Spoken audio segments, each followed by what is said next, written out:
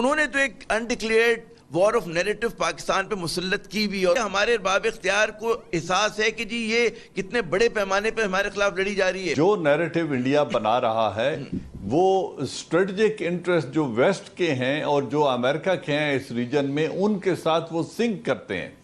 لہذا اگر ہم یہ کہیں کہ ہم اس نیریٹو کو سرے سے اپروٹ کر دیں گے اور پورا یورپ ہماری بات سننی شروع کر دے گا تو ایسا کبھی بھی نہیں ہوگا۔ آپ ٹھیک بولتے ہیں کہ شاید ہمارے خلاف کچھ نہ کچھ کارروائی کریں، کہ جو مغرب کی ریاست کی قوتیں ہیں وہ تو ساری کی ساری بھارت کے ساتھ کھڑی ہوتی ہیں۔ اگر اخبار میں ایک آدھ آرٹیکل چھپ جاتا ہے تو ہم اس پہ ہی خوش ہو جاتے ہیں۔ ہمیں خوش نہیں ہونا چاہیے غالباً، ہم بہت چھوٹی سی بات پہ خوش ہو جاتے ہیں۔ دنیا نے کیا کر دیا؟ دنیا اپنے مفادات دیکھے گی اور ہم نے دیکھنا یہ ہے کہ ہمارا مفاد کیا ہے اور ہم دوسرے بازو کو باندھ کے کیوں بیٹھے ہوئے ہیں۔ اعجاز امان صاحب، دو باتیں جو یہ کہتے ہیں نا کہ ظاہر ہے کہ آج کی دنیا میں لڑائی بعد میں ہوتی ہے، پہلے جو ہے پرسیپشن یعنی کہ بیانی کی لڑائی لڑی جاتی ہے اور وہ ہاری یا جیتی جاتی ہے۔ ہم دیکھتے ہیں کہ بھارت جو ہے اس معاملے میں بہت زیادہ انویسٹ کر رہا ہے۔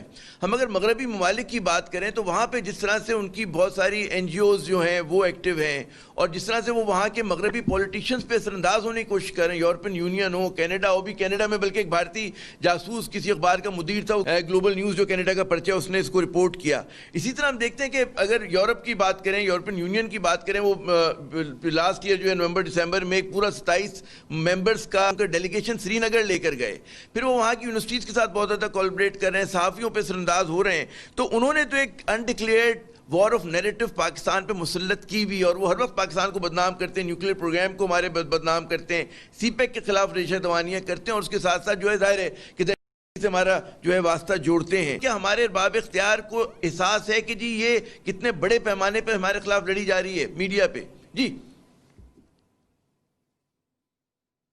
عامر صاحب دیکھیے، بات سنیں، یہ جو جنگ ہے یہ لڑی جا رہی ہے اور لڑی جاتی رہے گی، کیونکہ جو نیریٹو انڈیا بنا رہا ہے وہ اسٹریٹجک انٹرسٹ جو ویسٹ کے ہیں اس ریجن میں، ان کے ساتھ وہ سنک کرتے ہیں۔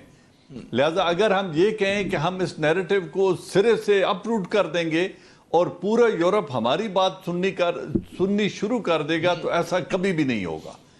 آپ نے دیکھنا یہ ہے کہ آپ نے اپنی سینسٹیوٹیز کو کیسے سیف گارڈ کرنا ہے۔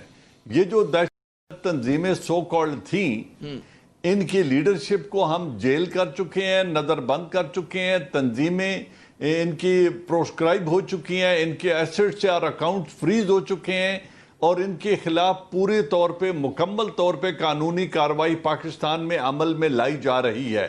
اس سے بیانڈ نہ ہم کچھ کر سکتے ہیں نہ کچھ کرنے کی ضرورت ہے۔ سزا دے دی اور جیل کر دیا۔ ایک میرا ضمنی سوال، بہت سارے لوگ پاکستان میں شاکی ہیں اس پالیسی کے اوپر، وہ کہتے ہیں کہ جی ان لوگوں نے اگر پاکستان میں کوئی کسی قسم کی تشدد میں انوالو نہیں ہے تو کیوں جو ہے بھارت کے دباؤ میں آ کر آپ قیادت کے خلاف کارروائی کرتے ہیں؟ کیا وجہ ہے یہ جو آپ جب ہم خود کارروائی کرتے ہیں تو آپ جو مسلح مزاحمت کا بیانیہ ہے ہم لوگ خود کمزور کر دیتے ہیں؟ اعجاز امان صاحب جی بالکل ٹھیک ہے کہ اگر آپ یہ نیریٹو سن کے اپنی پالیسیز بنائیں گے، اگر آپ جو دشمن چاہتا ہے آپ وہ کچھ کرنا شروع کر دیں گے تو آپ اپنے نیشنل جو انٹرسٹ ہے اس کو کیسے سیف گارڈ کریں گے؟ آج جس اپرچونٹی کو اکرام سہگل صاحب بات کر رہے ہیں، ایک اپرچونٹی آج آپ کو کشمیر میں ملی ہے جو 70 برس میں نہیں ملی تھی، وہ یہ تھی کہ آج تک ہندوستان نے لیڈرشپ کو تقسیم رکھا، اور ان میں ایک جو لیڈرشپ تھی جو عبداللہ فیملی اینڈ مفتی فیملی تھی، یہ ہمیشہ سپورٹ کرتے رہے یونین ود انڈیا کے ساتھ جی، اور اس میں آٹونومی مانگتے رہے۔ تو اس ڈیویژن کی وجہ سے ہندوستان فائدہ اٹھاتا رہا، لیکن آج 370 اور 35A کے ریووک ہونے کے بعد تمام تر کشمیریز ایک طرف کھڑے ہیں۔ تو ان حالات میں جو میں نے پہلے بات کی تھی کہ ایک اپرچونٹی ہے کہ اس وقت یہ اس کو کیش کریں اور امید دلوائیں ان کو، کیونکہ ہم سٹیک ہولڈرز ہیں۔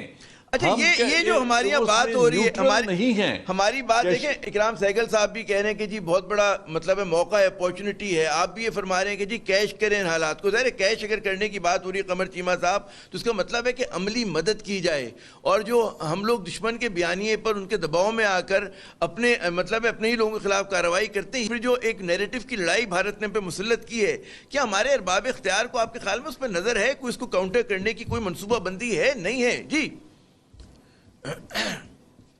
دیکھیں پہلی بات تو یہ ہے کہ جو ریسنٹلی انڈین گورنمنٹ نے 370 اور 35A پہ حالات خراب کیے اور سٹیزنشپ امینڈمنٹ ایکٹ پہ کام کیا، تو پاکستان اور کشمیریوں کو ایک یہ فائدہ ہوا کہ سارے ویسٹرن میڈیا، لبرل میڈیا نے جو ہے وہ کی آواز پوری دنیا کو سنائی۔ اس کا فرق کیا پڑتا ہے؟ میں کہہ رہا ہوں اگر بدنام ہونے سے فرق کیا پڑتا ہے؟ کیونکہ جو مغرب کی ریاست کی قوتیں ہیں وہ تو ساری کی ساری بھارت کے ساتھ کھڑی ہوتی ہیں۔ اگر اخبار میں ایک آدھ آرٹیکل چھپ جاتا ہے تو ہم اس پہ ہی خوش ہو جاتے ہیں، بہت چھوٹی سی بات پہ خوش ہو جاتے ہیں۔ جی دیکھیں ہمارے پاس اتنی بھی سکت نہیں تھی کہ یہ جو گلوبل نیریٹو ہے ایٹ لیسٹ ہم اس کو پلے اپ کر سکیں۔ وہ پلے اپ ہو گیا کیونکہ کمپلشن وہاں پہ ایسی تھی اور پلے اپ ہو گیا، نہیں ہو ایک اچھی چیز تھی۔ جو دوسری چیز ہمیں سمجھنی چاہیے اور جو امپورٹنٹ ہے وہ یہ ہے کہ دیکھیں جو انڈیا ہے وہ ایک فائنینشیل ڈیسٹینیشن تو ہے ہی ہے اور دنیا اس کو اس لینس سے دیکھتی ہے۔ اہم نکتہ آپ نے اٹھایا کہ ریاض صاحب دیکھیے، جی جادوان صاحب دیکھیے بات سنیں، جی جی جی یہ باتیں ساری یہ سب نائسٹیز ہیں، یہ کرنے کی باتیں ہیں۔ کیا یہ کشمیر ایک ایشو نہیں ہے جو پورے کا پورا کشمیر حل طلب معاملہ ہے؟ کیا وہ کشمیر الگ ہے اور یہ آزاد کشمیر الگ ہے؟ یونائٹڈ نیشن کے مطابق یہ ایک کشمیر ہے اور تمام عوام اس کی شریک پارٹی ہیں۔ اگر یہ سب شریک ہیں تو ایک بازو کو وہ کاٹتے جائیں اور دوسرا بازو صرف دعائیں دیتا رہے۔ ایک شعر تھا کہ کب اشک بہانے سے کٹی ہے شب ہجراں اور کب کوئی دعا صرف دعاؤں سے ٹلی ہے، کب کوئی بلا صرف دعاؤں سے ٹلی ہے۔ دنیا نے کیا کر دیا؟ دنیا اپنے مفادات دیکھے گی اور ہم نے دیکھنا یہ ہے کہ ہمارا مفاد کیا ہے اور ہم دوسرے بازو کو باندھ کے کیوں بیٹھے ہوئے ہیں۔ یہ چیزیں دیکھنی پڑیں گی اور یہ ریزالو سے حل ہوتی ہیں، یہ صرف زبانی تقریروں سے اور نیریٹو سے حل نہیں ہوتی ہیں۔ بہت آپ نے اہم بات کی پاکستان کی۔ میں کہوں گا کہ ہماری جو اشرافیہ ہے، حکمراں اشرافیہ، اس کا چاہے وہ پیپلز پارٹی ہو، چاہے نون لیگ ہو، چاہے پی ٹی آئی، اب ہم دیکھتے ہیں کہ ایک تسلسل ہے کہ وہ بہت مضبوطی کے ساتھ بھارت کے خلاف جم کے بات نہیں کر پا رہے اور معذرت خواہانہ رویہ، یہ ایک تسلسل آپ کو نظر نہیں آ رہا کیا؟ دیکھیں ڈیفینیٹلی آپ دیکھیں کہ ہر پارٹی کی جو ہے پرٹیکولرلی پیپلز پارٹی کی ایک سافٹنس تھی ٹورڈ بھارت، لیکن اس کے بعد جو اس سے زیادہ مور ڈینجرس تھی وہ پی ایم ایل این کی تھی، اور وہ پی ایم ایل این کی تھی بیکاز آئی تھنک وہ بزنس انٹرسٹ کی وجہ سے کافی کچھ ہم کمپرومائز ہوئے، اس کے اندر کچھ ٹھیک ہے۔ اب پی ٹی آئی کی جو ہے وہ مور کوئی ایگریسو پالیسی نہیں ہے، بٹ دیکھیے بات یہ جیسے جنرل اعجاز عوان نے کہا کہ ہمیں ابھی we must respond in some kind. دیکھیے آئے دن ان کا کوئی چیف آرمی اسٹاف، ان کا کوئی جنرل، کوئی ڈیفینس سیکرٹری، کوئی ڈیفینس منسٹر، کوئی پولیٹیشین وہ لگا ہوتا ہے کہ پاکستان ہم یہ کر دیں گے وہ کر دیں گے، ٹھیک ہے۔ بھائی ہم بھی تو کچھ بول کے دیکھیں، کبھی کبھی ہم بھی کچھ کر سکتے ہیں، ٹھیک ہے۔ چپ کا روزہ کیوں رکھا ہوا ہے ہم لوگوں نے؟ کیا وجہ ہے کہ ہم بالکل بوائے اسکاؤٹ کی موریلٹی کے ساتھ کام کر رہے ہیں، ہم دھمکی دیتے ہوئے بھی ڈر رہے ہیں ہمارے حکمراں؟ کیا وجہ ہے اس کی؟ میں آپ کو ایک بات بتاؤں جی، کہ دنیا میں کبھی بھی اپیزمنٹ پالیسی کام نہیں آئی، کبھی بھی، کوئی بھی۔ آپ پوری دنیا میں آپ تاریخ دیکھ لیں، دیکھیے ملک کے پاس، قوم کے پاس موقع آتے ہیں، ٹھیک ہے جی۔ میں یہ نہیں کہتا کہ ابھی یہ انڈیا اور چین کی تنازع بڑھ کے جیسے میں بھی ڈپلومیسی سے یہ ختم بھی ہو جائے، لیکن یہ جگہ ڈیسٹیبلائز ہو کے رہ گیا، کیونکہ آپ ٹھیک بولتے ہیں کہ شاید ہمارے خلاف کچھ نہ کچھ کارروائی کریں، بٹ the point is ہمارے پاس بھی ایک اپرچونٹی ہے اور ہمیں بھی اس کو اوپنلی ڈسکس کرنا چاہیے۔ اچھا یہ جو آپ نے بات کی اعجازوان صاحب، میں آپ کی طرف آؤں گا کہ بار بار یہ جو بات ہوتی ہے۔ ضیاء صاحب ایک بات سنیں، جی فرمائیے۔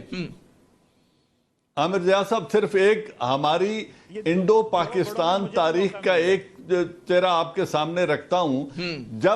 جب ایسٹ پاکستان میں بات ہو رہی تھی، ایسٹ پاکستان کا انٹرنل معاملہ تھا، ان کے ساتھ اگر ناانصافی ہوئی تھی، جو کچھ بھی ہو رہا تھا، یہ انٹرنل معاملہ تھا پاکستان کا، یہ نہ یونائٹڈ نیشن کا حل طلب معاملہ تھا، نہ ڈسپیوٹڈ ٹیریٹری تھی، ایک ملک کا اندرونی معاملہ تھا۔ ہندوستان نے اس وقت روس کے ساتھ ایک معاہدہ کیا اور فوج کشی کر کے فوج داخل کر دی، اور اندرا گاندھی از آن ریکارڈ، اس نے یہ کہا تھا کہ کیا وہاں قتل و غارت ہوتی رہے اور ہم خاموش تماشائی بن کے بیٹھے رہیں؟ تو آج پاکستان وہی اندرا گاندھی کے نیریٹو پہ عمل کیوں نہیں کر سکتا؟ دیکھیں آپ کو میں اگر 20 سال کی پاکستان کی پچھلی پالیسی بتا دیتا ہوں. مشرف صاحب کو لیجٹمیسی چاہیے تھی. انہوں نے ایکسٹرنل پریشر کے اوپر جو کمپوزٹ ڈائیلاگ شروع کیا, وہ ڈائیلاگ 2007 میں ختم ہو گیا. پھر پیپلز پارٹی آ گئی, زرداری صاحب, اشرف, اس کے بعد جو تھے ان کے دونوں وزیر اعظم کیا گئے. پھر نواز شریف صاحب آ گئے. نواز شریف صاحب نے وزٹ کیا انڈیا پہ. مودی صاحب یہاں پہ آ گئے. پھر عمران, اور اس دوران کچھ بھی نہیں ہوا. 2007 کے بعد کچھ بھی نہیں ہوا. اس کے بعد عمران خان صاحب آ گئے. عمران خان صاحب 1 سال ویٹ کرتے رہے کہ بی جے پی کی حکومت آئے گی تو ہم ان کے ساتھ ڈائیلاگ کریں گے. بی جے پی کی حکومت نے آپ پہ سرجیکل سٹرائک کر دی, اور اب ہم نے کہنا شروع کر دیا کہ نہیں, ہمیں تو جو ہے وہ بھارت تو یہ تو سیفران یہ اور وہ ہے.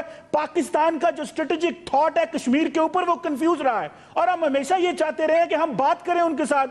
ہم نے بات ان کے ساتھ کیا کرنی تھی, انہوں نے ہماری سنی نہیں ہے, اور ابھی ہم نے مورچے پکڑ